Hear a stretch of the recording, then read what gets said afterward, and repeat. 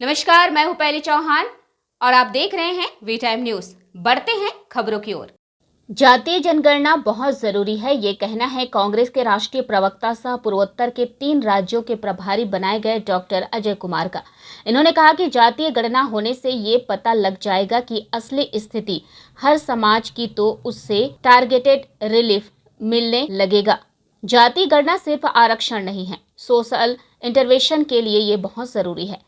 वहीं केंद्र सरकार पर हमला करते हुए कहा कि मोदी सरकार द्वारा देश को बेचने और देश की आत्मा पर लगातार हमला हो रहा है। वहीं केंद्रीय वित्त मंत्री की मोनेटाइजेशन की घोषणा पर हमला करते हुए कहा कि देश को एक बेचने की घोषणा हो गई है।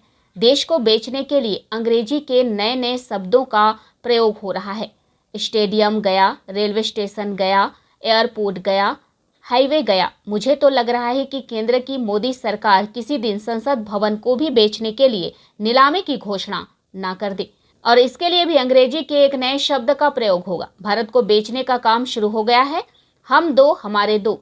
इस देश में जातीय आधार पर हमला हो रहा है और कहा कि यूपी चुनाव से पहले यूपी में मॉब लिंचिंग की घटना बढ़ने वाली है, क्योंकि इन्हें लगता है कि मॉब लिंचिंग से इन्हें सत्ता हासिल हो जाएगी। वही अफगान मुद्दे पर बोलते हुए कहा कि कल तक प्रधानमंत्री there is no good no bad Taliban की बात करते थे।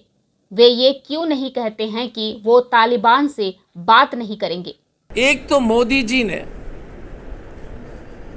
हम दो हमारे दो का अगले 40 साल की जो आमदनी की व्यवस्था कर दी है। कल के प्रेस कॉन्फ्रेंस में निर्मला सीतारामन जी ने और अमिताभ कांत साहब ने बड़े बड़े अंग्रेजी के शब्दों के इस्तेमाल करते हुए इस देश के जनता को गुमराह करने का एक साजिश रची। कल के प्रेस कॉन्फ्रेंस में सरकार कहती है कि हम मोनेटाइजेशन करेंगे। अब इतने बड़े शब्द जब उन्होंने इस्तेमाल किया था तो हम सब लोग परेशान हो गए, गूगल में उसकी जो है डेफिनेशन खोजने लगे। मोनेटाइजेशन क्या होता है? 6 लाख करोड़ का मोनेटाइजेशन।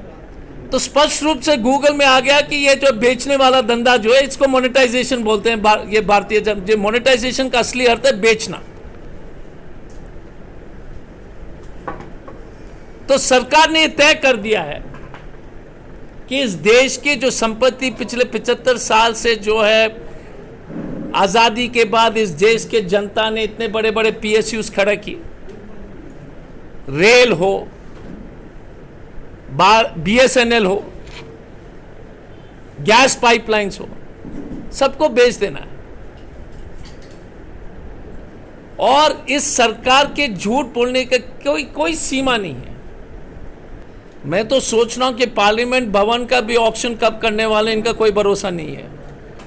और उसको भी जो है नया शब्द अंग्रेजी में गूगल में खोजना पड़ेगा कि इसका नया शब्द उसके लिए भी इस्तेमाल होगा। तो कांग्रेस पार्टी एक देश में एक पार्टी है जो सभी समाज के हर एक वर्ग के लिए लड़ रही है।